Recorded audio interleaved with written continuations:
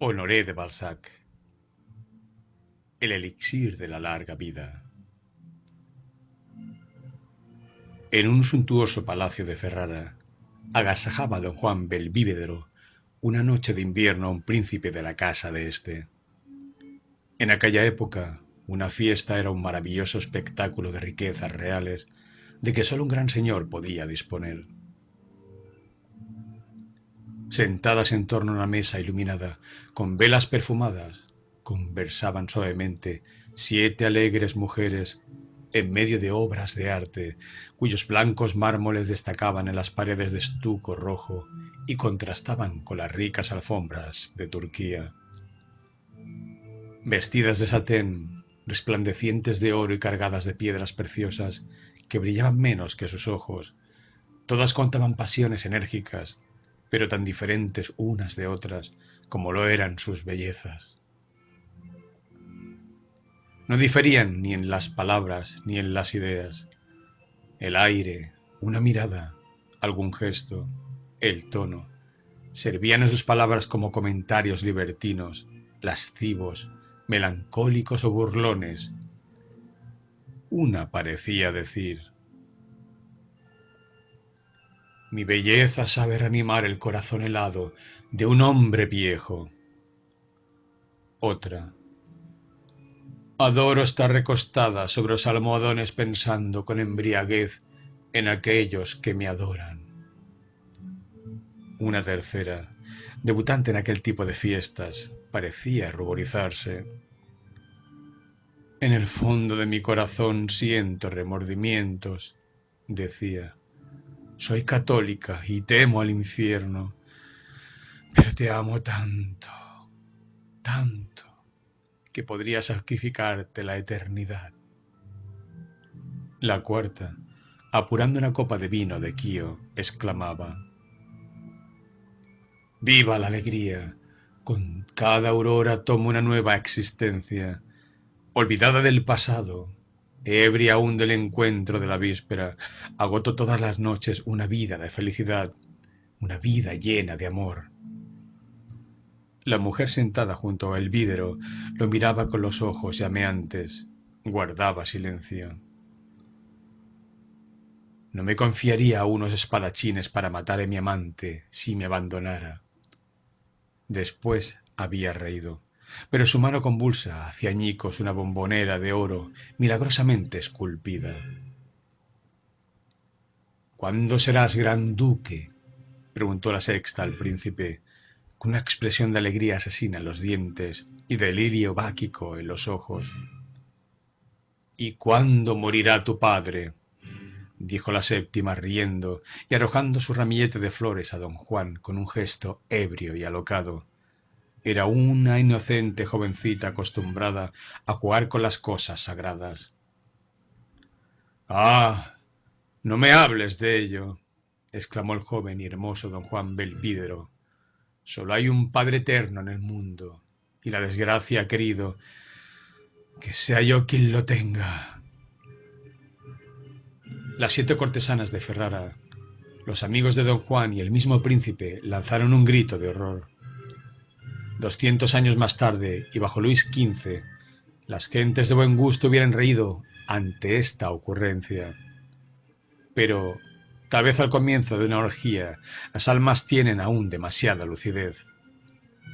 A pesar de la luz de las velas, las voces de las pasiones, de los vasos de oro y de plata, el vapor de los vinos, a pesar de la contemplación de las mujeres más arrebatadoras, quizá había aún, en el fondo de los corazones, un poco de vergüenza ante las cosas humanas y divinas, que lucha hasta que la orgía la ahoga en las últimas ondas de un vino espumoso. Sin embargo, los corazones estaban ya marchitos, torpes los ojos, y la embriaguez llegaba, según la expresión de Agabelé, hasta las sandalias. En aquel momento de silencio se abrió una puerta, y como el festín de Baltasar, Dios hizo acto de presencia y apareció bajo la forma de un viejo sirviente, de pelo blanco, andar vacilante y de ceño contraído. Entró con una expresión triste, con una mirada marchitó las coronas, las copas bermejas, las torres de fruta, el brillo de la fiesta, el púrpura de los rostros sorprendidos y los colores de los cojines arrugados por el blanco brazo de las mujeres. Finalmente, puso un crespón de luto a toda aquella locura, diciendo con voz cavernosa estas sombrías palabras: Señor, su padre se está muriendo. Don Juan se levantó haciendo a sus invitados un gesto que bien podía traducirse por un: Lo siento, esto no pasa todos los días. ¿Acaso la muerte de un padre no sorprende a menudo a los jóvenes en medio de los esplendores de la vida, en el seno de las locas ideas de una orgía? La muerte es tan repentina en sus caprichos como lo es una cortesana en sus desdenes, pero más fiel, pues nunca engañó a nadie. Cuando don Juan cerró la puerta de la sala y enfiló una larga galería tan fría como oscura, se esforzó por adoptar una actitud teatral, pues, al pensar en su papel de hijo, había arrojado su alegría junto con su servilleta. La noche era negra. El silencioso sirviente que conducía al joven hacia la cámara mortuoria alumbraba bastante mal a su amo. De modo que la muerte, ayudada por el frío, el silencio, la oscuridad y quizá por la embriaguez, pudo deslizar algunas reflexiones en el alma de este hombre disipado. Examinó su vida y se quedó pensativo, como un procesado que se dirige al tribunal. Bartolomé Belvídero, padre de don Juan, era un anciano nonagenario que había pasado la mayor parte de su vida dedicado al comercio. Como había atravesado con frecuencia las talismánicas regiones de Oriente, había adquirido inmensas riquezas y una sabiduría más valiosa, decía, que el oro y los diamantes, que ahora ya no le preocupaban lo más mínimo. Prefiero un diente a un rubí y el poder al saber, exclamaba a veces sonriendo. Aquel padre bondadoso gustaba de oír contar a don Juan alguna locura a su juventud, y decía en tono jovial, prodigándole el oro: Querido hijo, haz solo tonterías que te diviertan. Era el único anciano que se complacía en ver a un hombre joven. El amor paterno engañaba a su avanzada edad en la contemplación de una vida tan brillante. A la edad de 60 años, Belvidro se había enamorado de un ángel de paz y de belleza. Don Juan había sido el único fruto de este amor tardío y pasajero. Desde hacía 15 años este hombre lamentaba la pérdida de su amada Juana. Sus numerosos sirvientes y también su hijo atribuyeron a este dolor de anciano las extrañas costumbres que adoptó. Confinado en el ala más incómoda de su palacio, salía raramente y ni el mismo don Juan podía entrar en las habitaciones de su padre sin haber obtenido permiso. Si aquel anacoreta voluntario iba y venía por el palacio o por las calles de Ferrara, parecía buscar alguna cosa que le faltase. Caminaba soñador, indeciso, preocupado como un hombre en conflicto con una idea o un recuerdo. Mientras el joven daba fiestas suntuosas y el palacio retumbaba con el estallido de su alegría, los caballos resoplaban en el patio y los pajes discutían jugando a los dados en las gradas. Bartolomé comía 7 onzas de pan al día y bebía agua. Si tomaba algo de carne era para darle los huesos a un perro de aguas, su fiel compañero. Jamás se quejaba del ruido.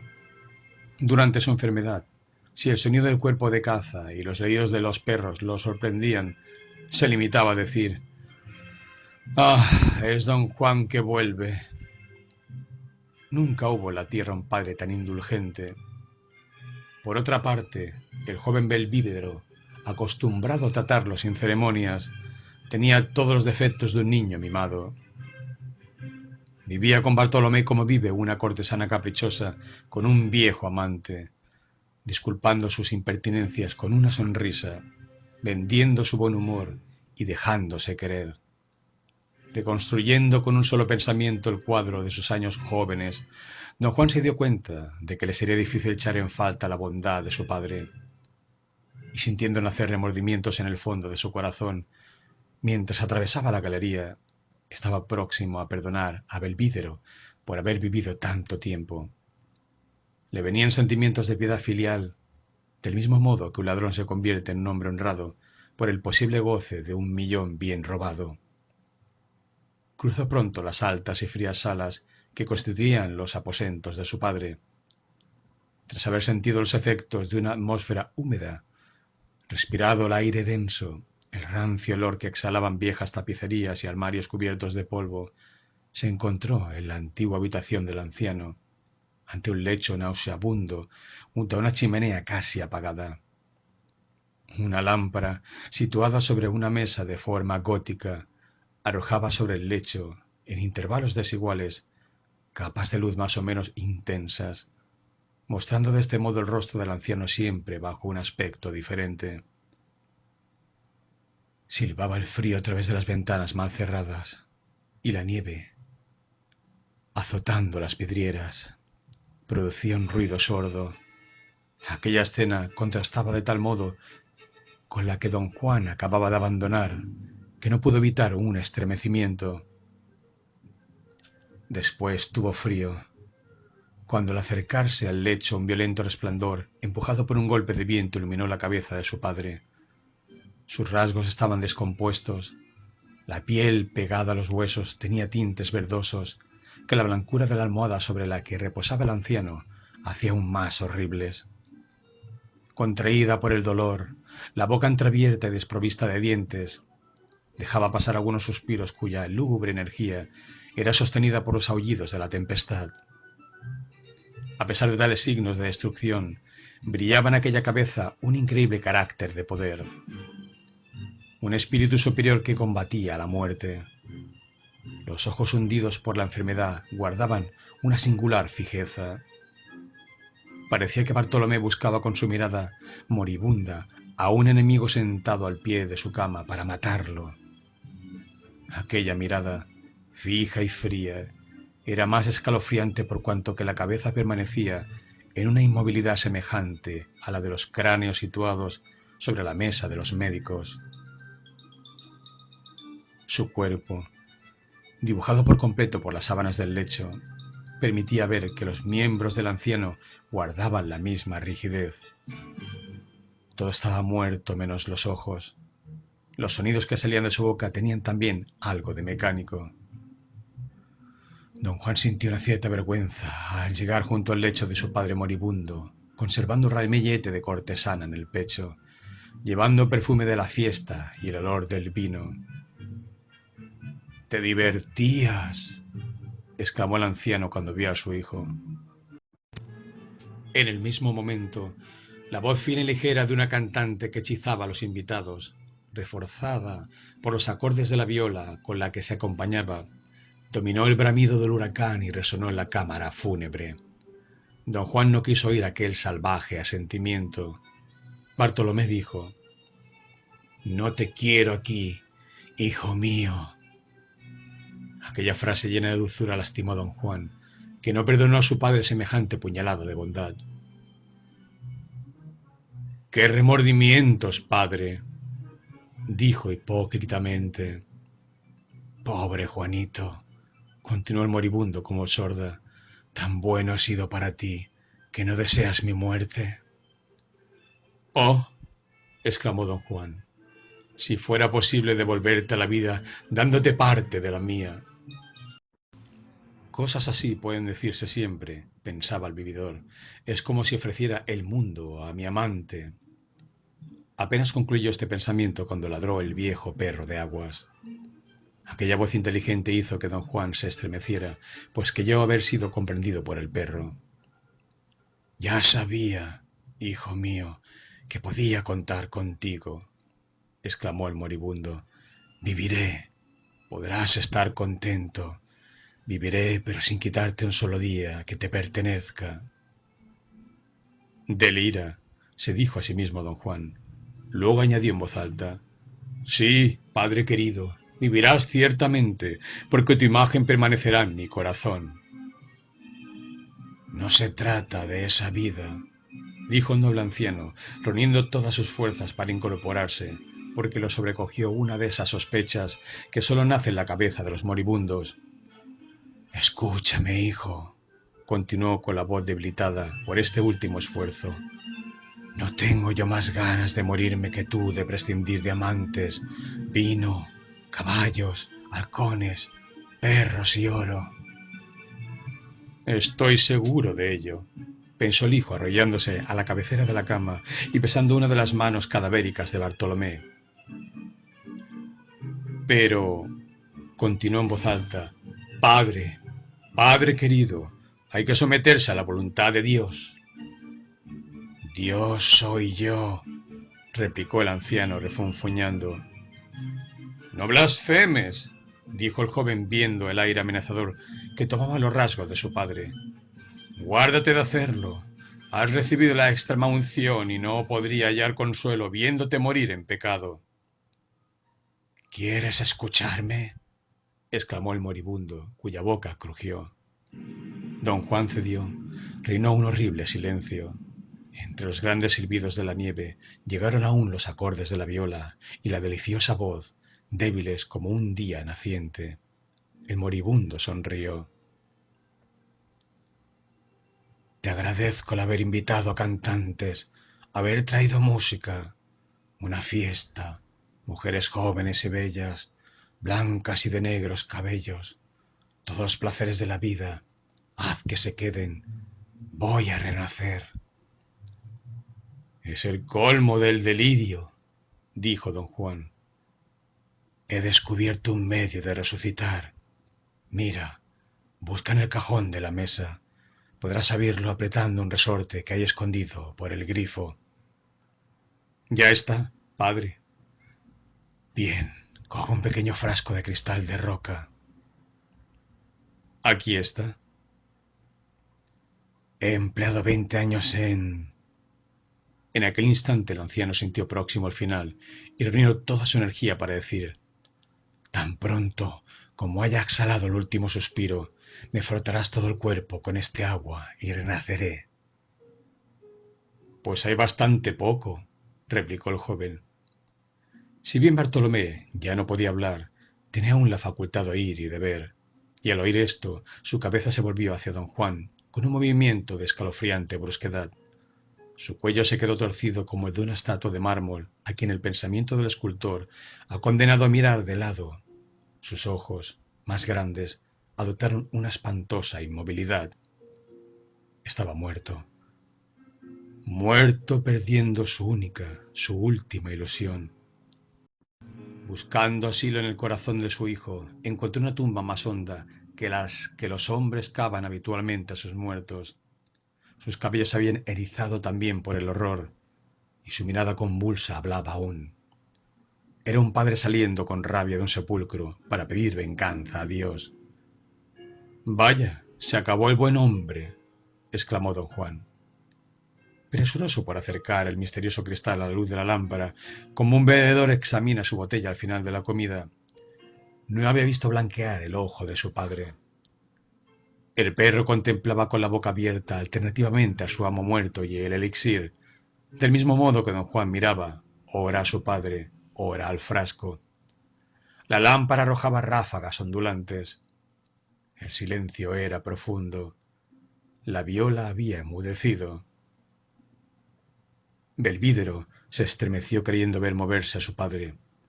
Intimidado por la expresión rígida de sus ojos acusadores, los cerró del mismo modo que hubiera bajado una persiana abatida por el viento en una noche de otoño. Permaneció de pie, inmóvil, perdido en un mundo de pensamientos. De repente, un ruido agrio, semejante al grito de un resorte oxidado, rompió el silencio.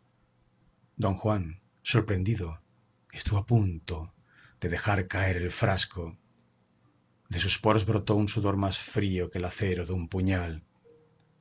Un gallo de madera pintada surgió de lo alto de un reloj de pared y cantó 3 veces. Era una de esas máquinas ingeniosas con la ayuda de las cuales se hacían despertar para sus trabajos a una hora fija los sabios de la época. El alba enrojecía ya las ventanas. Don Juan había pasado 10 horas reflexionando. El viejo reloj de pared era más fiel a su servicio que él en el cumplimiento de sus deberes hacia Bartolomé. Aquel mecanismo estaba hecho de madera, poleas, cuerdas y engranajes, mientras que don Juan poseía uno particular al hombre, llamado corazón. Para no arriesgarse a perder el misterioso licor, el escéptico don Juan volvió a colocarlo en el cajón de la mesita gótica. En tan solemne momento oyó un tumulto sordo en la galería. Eran voces confusas, risas ahogadas, pasos ligeros, el roce de las sedas, el ruido, en fin, de un alegre grupo que se recoge. La puerta se abrió y el príncipe, los amigos de don Juan, las 7 cortesanas y las cantantes aparecieron en el extraño desorden en que se encuentran las bailarinas sorprendidas por la luz de la mañana, cuando el sol lucha con el fuego palideciente de las velas. Todos iban a darle al joven heredero el pésame de costumbre. ¡Oh! ¡Oh! ¿Se habrá tomado el pobre don Juan esta muerte en serio? Dijo el príncipe al oído de la Brambilla. Su padre era un buen hombre, le respondió ella. Sin embargo, las meditaciones nocturnas de don Juan habían imprimido a sus rasgos una expresión tan extraña que impuso silencio a semejante grupo. Los hombres permanecieron inmóviles. Las mujeres, que tenían los labios secos por el vino y las mejillas cárdenas por los besos, se arrodillaron y comenzaron a rezar. Don Juan no pudo evitar estremecerse, viendo cómo el resplandor, las alegrías, las risas, los cantos, la juventud, la belleza, el poder, todo lo que es vida, se postraba así ante la muerte. Pero en aquella adorable Italia la vida disoluta y la religión se acoplaban por entonces también, que la religión era un exceso y los excesos una religión. El príncipe estrechó afectuosamente la mano de don Juan y después todos los rostros adoptaron simultáneamente el mismo gesto, mitad de tristeza, mitad de indiferencia, y aquella fantasmagoría desapareció, dejando la sala vacía. Ciertamente era una imagen de la vida. Mientras bajaban las escaleras, le dijo el príncipe a la Ribavarella: ¿Y bien? ¿Quién habría querido a don Juan, un fanfarrón impío? Ama a su padre. ¿Se han fijado en el perro negro? Preguntó la Brambilla. Ya es inmensamente rico, dijo suspirando Blanca Cabotolino. ¿Y eso qué importa? Exclamó la orgullosa baronesa, aquella que había roto la bombonera. ¿Cómo que qué importa? Exclamó el duque. Con sus escudos él es tan príncipe como yo. Don Juan, en un principio asediado por 1000 pensamientos, dudaba ante varias decisiones. Después de haber examinado el tesoro amasado por su padre, volvió a la cámara mortuoria con el alma llena de un tremendo egoísmo. Encontró allí a toda la servidumbre ocupada en adornar el lecho fúnebre en el cual iba a ser expuesto al día siguiente el difunto señor.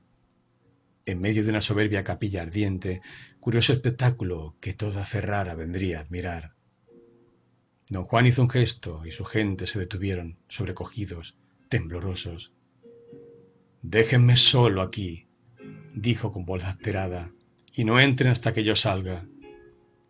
Cuando los pasos del anciano sirviente, que sería el último, solo sonaron débilmente las losas, cerró don Juan precipitadamente la puerta y, seguro de su soledad, exclamó: Veamos. El cuerpo de Bartolomé estaba acostado en una larga mesa. Con el fin de evitar a los ojos de todos el horrible espectáculo de un cadáver al que una decrepitud extrema y la debilidad asemejan a un esqueleto, los embalsamadores habían colocado una sábana sobre el cuerpo, envolviéndole todo menos la cabeza.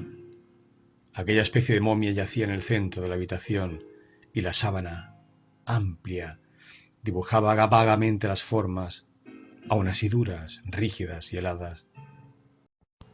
El rostro tenía ya amplias marcas violeta que mostraban la necesidad de terminar el embalsamamiento. A pesar del escepticismo que lo acompañaba, don Juan tembló al destapar el mágico frasco de cristal. Cuando se acercó a la cabecera, un temblor estuvo a punto de obligarlo a detenerse, Pero aquel joven había sido sabiamente corrompido, desde muy pronto, por las costumbres de una corte disoluta. Un pensamiento digno del duque de Urbino le otorgó el valor que aguijoneaba su viva curiosidad. Parecía como si el diablo le hubiera susurrado estas palabras que resonaron en su corazón. Impregna un ojo. Tomó un paño y después de haberlo empapado con parsimonia en el precioso licor, lo pasó lentamente sobre el párpado derecho del cadáver. El ojo se abrió. ¡Ah! ¡Ah! Dijo don Juan apretando el frasco en su mano como se agarra en sueños la rama de la que colgamos sobre un precipicio. Veía un ojo lleno de vida, un ojo de niño en una cabeza de muerto, donde la luz temblaba en un joven fluido y, protegida por hermosas pestañas negras, brillaba como ese único resplandor que el viajero percibe en un campo desierto en las noches de invierno. Aquel ojo resplandeciente parecía querer arrojarse sobre don Juan. Pensaba, acusaba, condenaba, amenazaba, juzgaba, hablaba, gritaba, mordía. Todas las pasiones humanas se agitaban en él. Eran las más tiernas súplicas, la cólera de un rey. Luego, el amor de una joven pidiendo gracia a sus verdugos, la mirada que lanza un hombre a los hombres al subir el último escalón del patíbulo. Tanta vida estallaba en aquel fragmento de vida que don Juan retrocedió espantado. Paseó por la habitación sin atreverse a mirar aquel ojo que veía de nuevo en el suelo, en los tapices. La estancia estaba sembrada de puntos llenos de fuego, de vida, de inteligencia. Por todas partes vivían ojos que ladraban a su alrededor. Bien podría haber vivido 100 años, exclamó sin querer cuando, llevado ante su padre por una fuerza diabólica, contemplaba aquella chispa luminosa.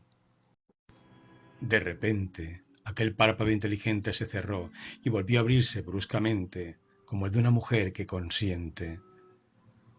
Si una voz hubiera gritado ¡sí!, don Juan no se hubiera asustado más. ¿Qué hacer?, pensaba. Tuvo el valor de intentar cerrar aquel párpado blanco. Sus esfuerzos fueron vanos. ¿Reventarlo? ¿Sería acaso un parricidio?, se preguntaba. Sí, dijo el ojo con un guiño de una sorprendente ironía. ¡Ja, ja! ¡Aquí hay brujería!, exclamó don Juan y se acercó al ojo para reventarlo. Una lágrima rodó por las mejillas hundidas del cadáver y cayó en la mano de Belvídero. ¡Está ardiendo!, gritó sentándose. Aquella lucha lo había fatigado como si hubiera combatido contra un ángel, como Jacob. Finalmente se levantó diciendo para sí: mientras no haya sangre. Luego, reuniendo todo el valor necesario para ser cobarde, reventó el ojo aplastándolo con un paño, pero sin mirar. Un gemido inesperado pero terrible se hizo oír. El pobre perro de aguas expiró aullando. ¿Sabría él el secreto?, se preguntó don Juan mirando al fiel animal. Don Juan Belvídero pasó por un hijo piadoso. Levantó sobre la tumba de su padre un monumento y confió la realización de las figuras a los artistas más célebres de su tiempo. Solo estuvo completamente tranquilo el día en que la estatua paterna, arrodillada ante la religión, impuso su enorme peso sobre aquella fosa, en el fondo de la cual enterró el único remordimiento que hubiera rozado su corazón, los momentos de cansancio físico. Haciendo inventario de las inmensas riquezas amasadas por el viejo orientalista, don Juan se hizo avaro. ¿Acaso no tenía 2 vidas humanas para proveer de dinero? Su mirada profunda y escrutadora penetró en el principio de la vida social y abrazó mejor al mundo, puesto que lo veía a través de una tumba. Analizó a los hombres y las cosas para terminar de una vez con el pasado, representado por la historia, con el presente, configurado por la ley, con el futuro, desvelado por las religiones. Tomó el alma y la materia, las arrojó a un crisol, no encontró nada, y desde entonces se convirtió en Don Juan. Dueño de las ilusiones de la vida, se lanzó, joven y hermoso, a la vida, despreciando al mundo, pero apoderándose del mundo. Su felicidad no podía ser una felicidad burguesa que se alimenta con un hervido diario, con un agradable calentador de cama en invierno, una lámpara de noche y unas pantuflas nuevas cada trimestre. No, se asió a la existencia como un mono que coge una nuez y, sin entretenerse largo tiempo, despoja sabiamente de envolturas del fruto para degustar la sabrosa pulpa. La poesía y los sublimes arrebatos de la pasión humana no le interesaban. No cometió el error de otros hombres poderosos que, imaginando que las almas pequeñas creen en las grandes almas, se dedican a intercambiar los más altos pensamientos del futuro con la moneda de nuestras ideas vitalicias. Bien podía, como ellos, caminar con los pies en la tierra y la cabeza en el cielo, pero prefería sentarse y secar bajo sus besos más de un labio de mujer joven, fresca y perfumada, porque al igual que la muerte, allí por donde pasaba devoraba todo sin pudor, queriendo un amor posesivo, un amor oriental de placeres largos y fáciles. Amando solo a la mujer en las mujeres, hizo de la ironía un cariz natural de su alma. Cuando sus amantes se servían de un lecho para subir a los cielos, donde iban a perderse en el seno de un éxtasis embriagador, don Juan las seguía, grave, expansivo, sincero, tanto como un estudiante alemán sabe verlo. Pero decía, yo, cuando su amante, loca, extasiada, decía, nosotros. Sabía dejarse llevar por una mujer de forma admirable. Siempre era lo bastante fuerte como para hacerla creer que era un joven colegial que dice a su primera compañera de baile, ¿te gusta bailar? También sabía enrojecer a propósito y sacar su poderosa espada y derribar a los comendadores. Había burla en su simpleza y risa en sus lágrimas, pues siempre supo llorar como una mujer cuando le dice a su marido, dame un séquito o me moriré enferma del pecho.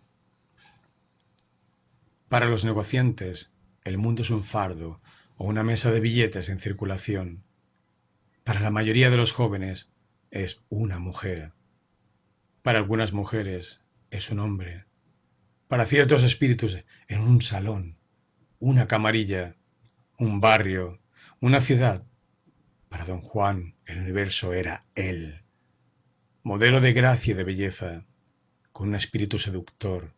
Amarró su barca en todas las orillas, pero, haciéndose llevar, solo iba allí a donde quería ser llevado. Cuanto más vivió, más dudó. Examinando a los hombres, adivinó con frecuencia que el valor era temeridad, la prudencia, cobardía, la generosidad, finura, la justicia, un crimen, la delicadeza, una necedad, la honestidad, organización. Y gracias a una fatalidad singular, se dio cuenta de que las gentes honestas, delicadas, justas, generosas, prudentes y valerosas no obtenían ninguna consideración entre los hombres. ¡Qué broma tan absurda!, se dijo. No procede de un Dios.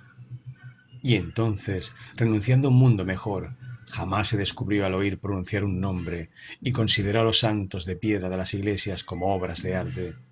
Pero también, comprendiendo el mecanismo de las sociedades humanas, no contradecía en exceso los prejuicios, puesto que no era tan poderoso como el verdugo, pero daba la vuelta a las leyes sociales con la gracia y el ingenio, también expresados en su escena, como el señor Dimanche.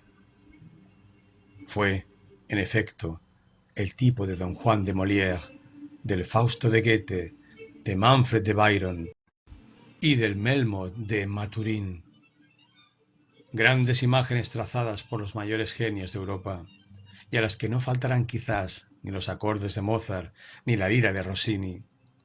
Terribles imágenes que el principio del mal, existente en el hombre, eterniza y del cual se encuentran copias cada siglo.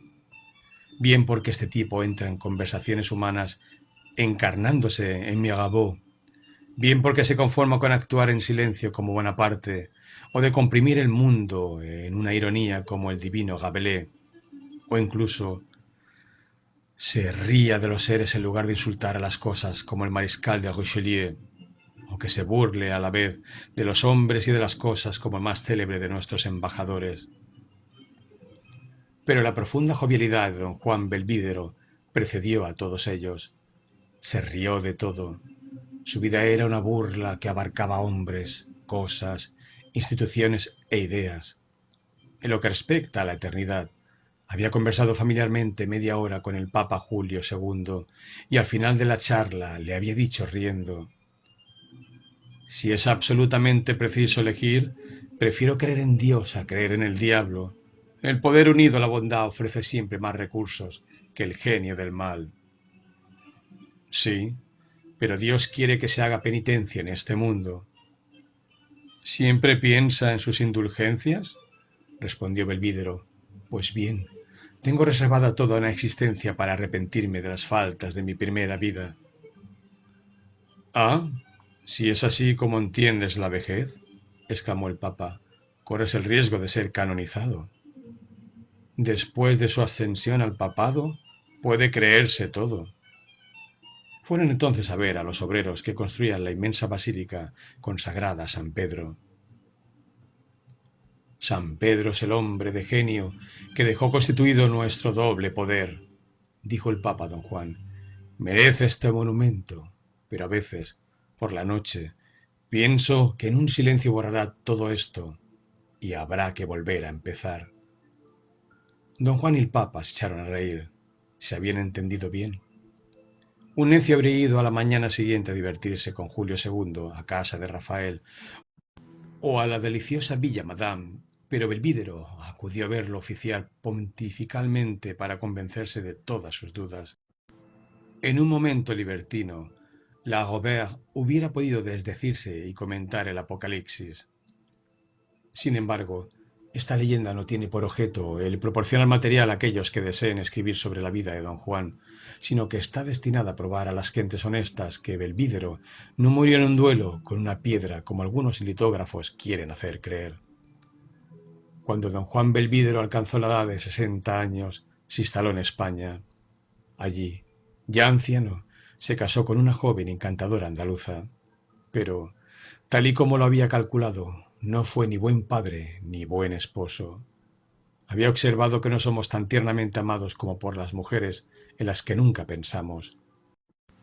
Doña Elvira, educada santamente por una anciana tía en lo más profundo de Andalucía, en un castillo a pocas leguas de Sanlúcar, era toda gracia y devoción.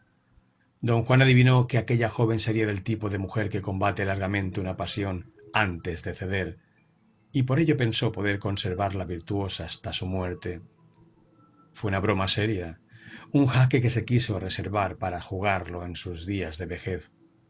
Fortalecido con los errores cometidos por su padre Bartolomé, don Juan dedicó a utilizar los actos más insignificantes de su vejez para el éxito del drama que debía consumarse en su lecho de muerte.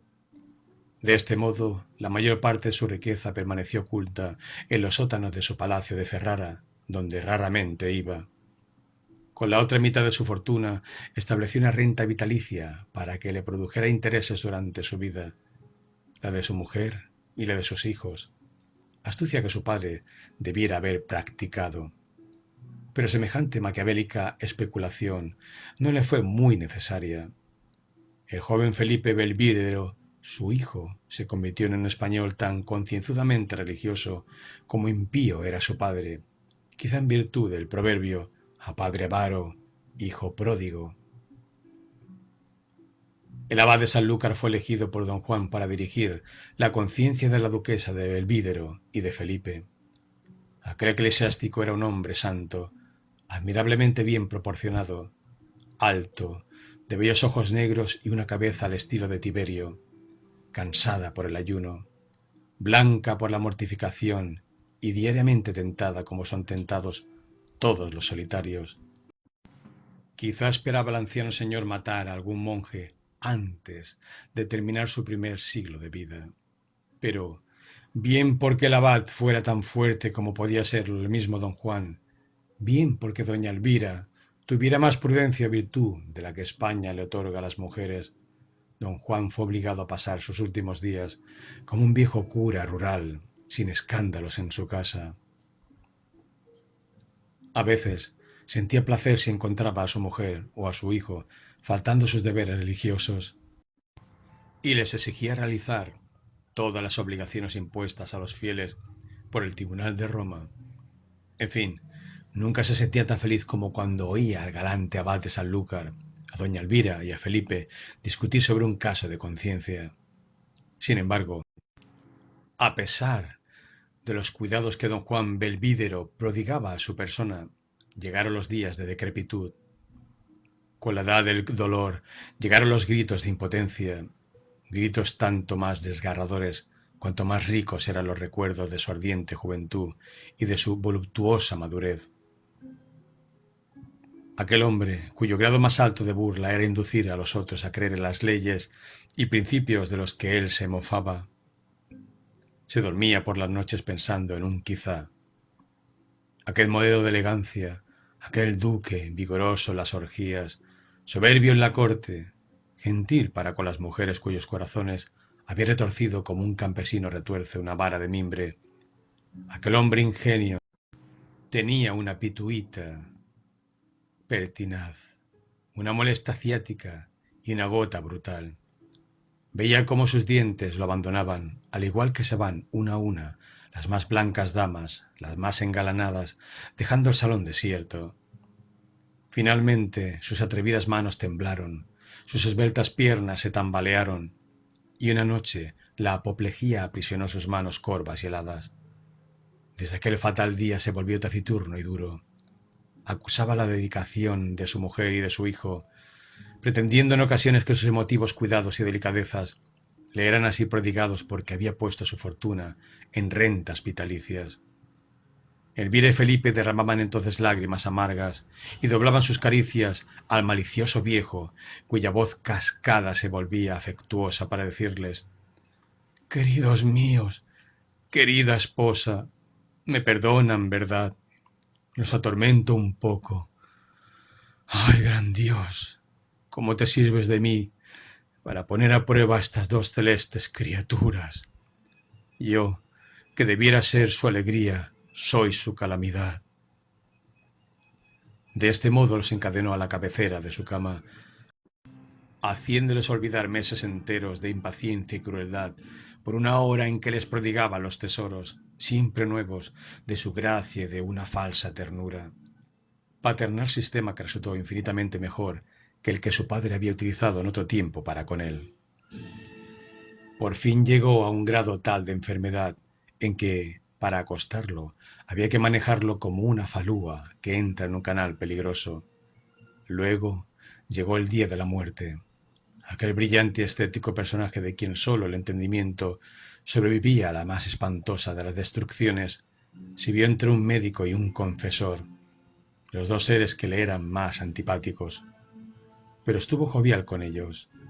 ¿Acaso no había para él una luz brillante tras el velo del porvenir? Sobre aquella tela, para unos de plomo, diáfana para él, jugaban como sombras las arrebatadoras delicias de la juventud. Era una hermosa tarde cuando don Juan sintió la proximidad de la muerte. El cielo de España era de una pureza admirable, los naranjos perfumaban el aire, las estrellas destellaban luces vivas y frescas. Parecía que la naturaleza le daba pruebas ciertas de su resurrección. Un hijo piadoso y obediente lo contemplaba con amor y respeto. Hacia las 11 quiso quedarse solo con aquel cándido ser. «Felipe», le dijo con una voz tan tierna y afectuosa que hizo estremecerse y llorar de felicidad al joven. Jamás se había pronunciado así. «Felipe». Aquel padre inflexible. «Escúchame, hijo mío», continuó el moribundo. «Soy un gran pecador. Durante mi vida también he pensado en mi muerte.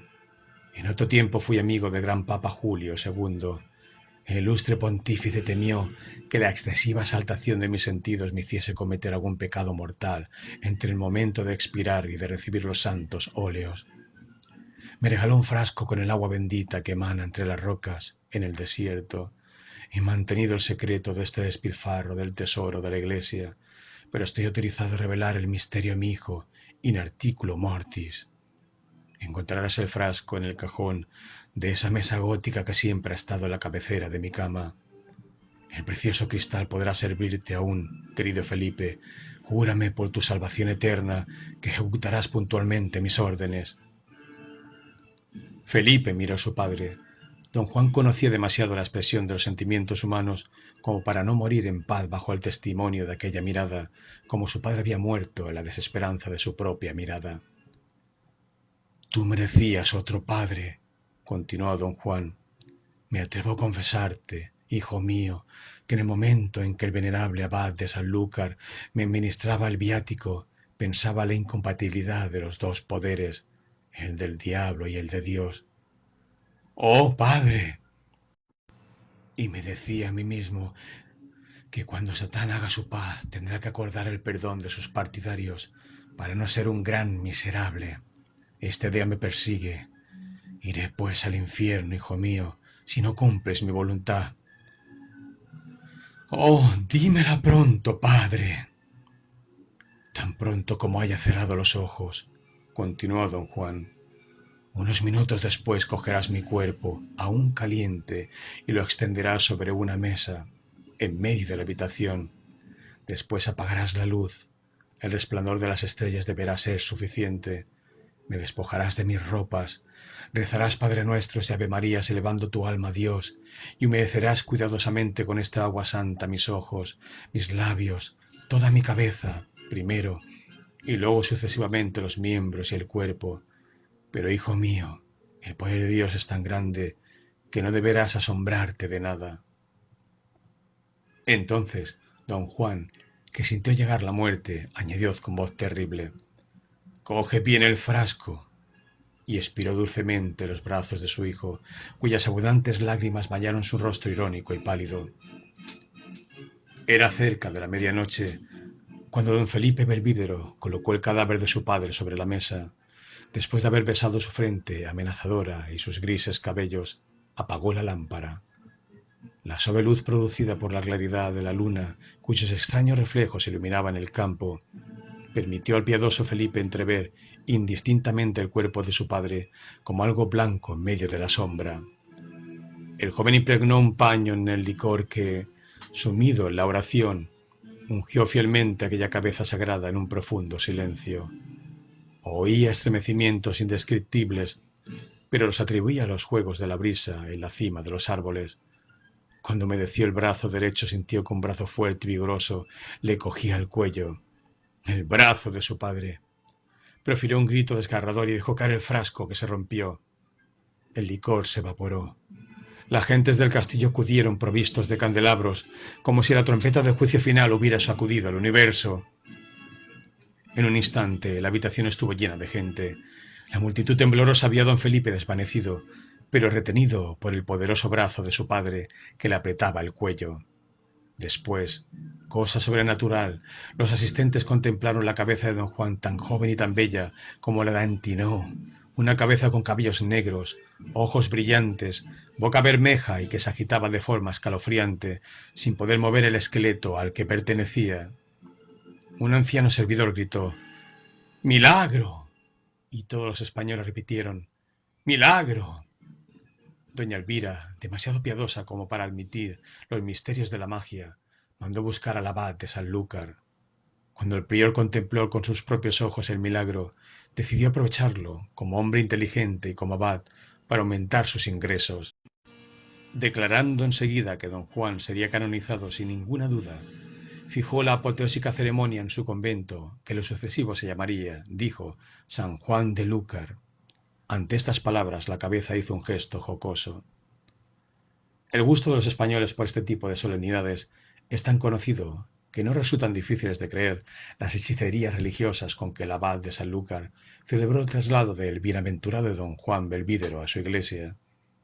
Días después de la muerte del ilustre noble, el milagro de su imperfecta resurrección era tan comentado de un pueblo a otro, en un radio de más de 50 leguas alrededor de Sanlúcar, que resultaba cómico ver a los curiosos en los caminos. Vinieron de todas partes, engolosinados por un Te Deum con antorchas. La antigua mezquita del convento de Sanlúcar, una maravillosa edificación construida por los moros, cuyas bóvedas escuchaban desde hacía 3 siglos el nombre de Jesucristo, sustituyendo al de Alá, No pudo contener a la multitud que acudía a ver la ceremonia. Apretados como hormigas, los hidalgos con capas de terciopelo y armados con sus espadas estaban de pie alrededor de las columnas, sin encontrar sitio para doblar sus rodillas, que sólo se doblaban allí. Encantadoras campesinas, cuyas basquiñas dibujaban las amorosas formas, daban su brazo a ancianos de blancos cabellos. Jóvenes con ojos de fuego se encontraban junto a ancianas mujeres adornadas.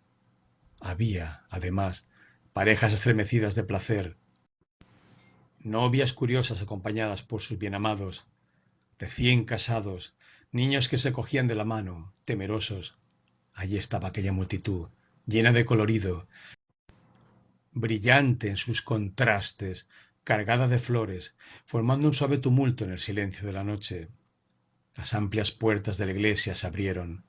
Aquellos que, retardados, se quedaron fuera, veían de lejos, por las tres puertas abiertas, una escena tan pavorosa de decoración a la que nuestras modernas óperas sólo podrían aproximarse débilmente.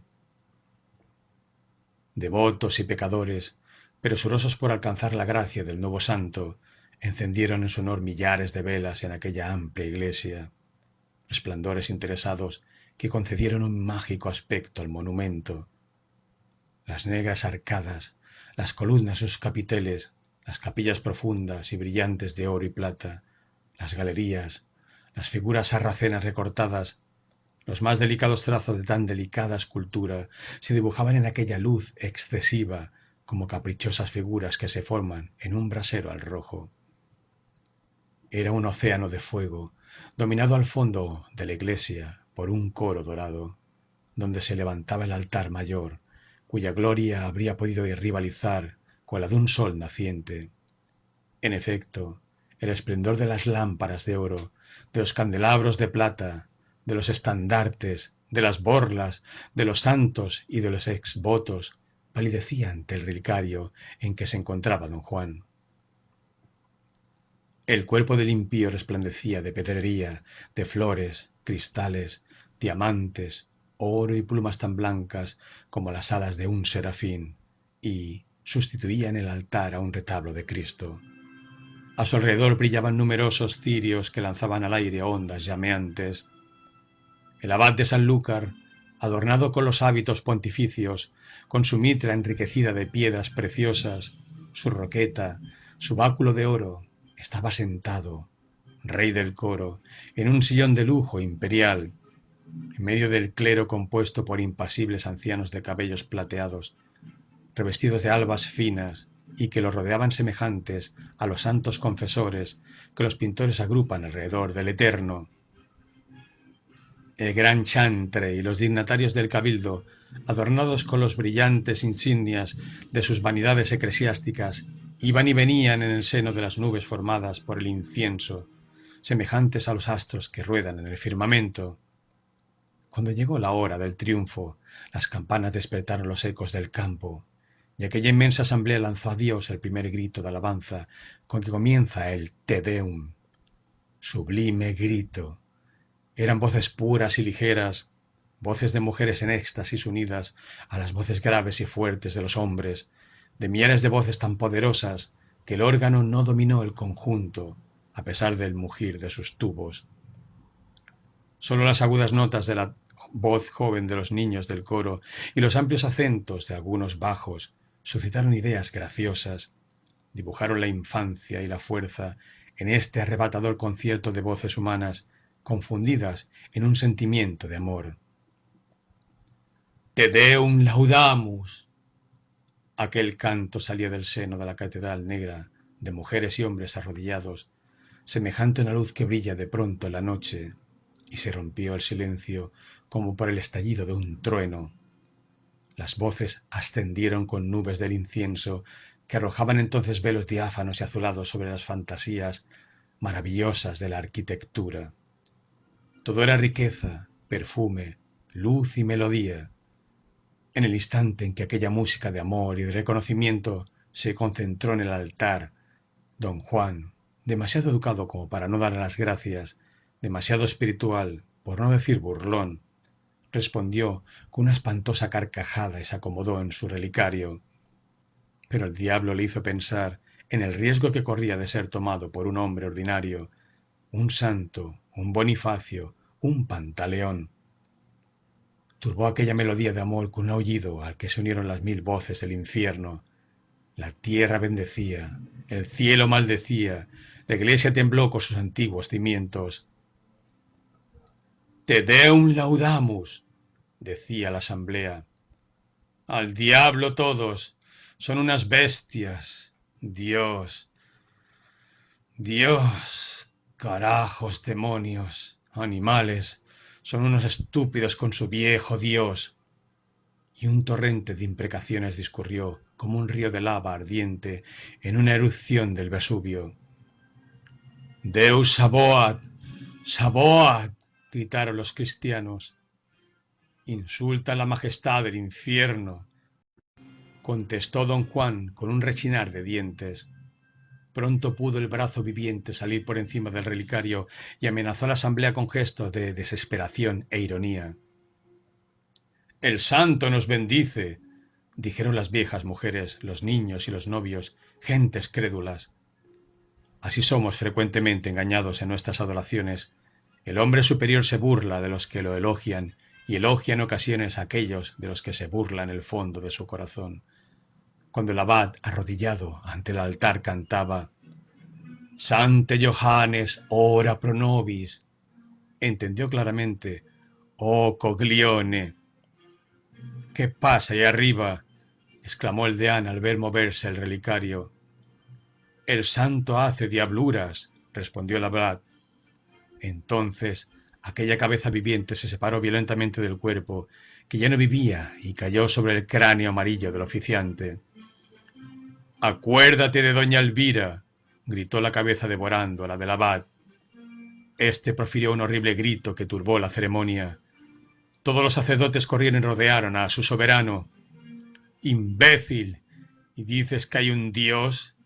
Gritó la voz en el momento en que el abad, mordido en su cerebro, expiraba.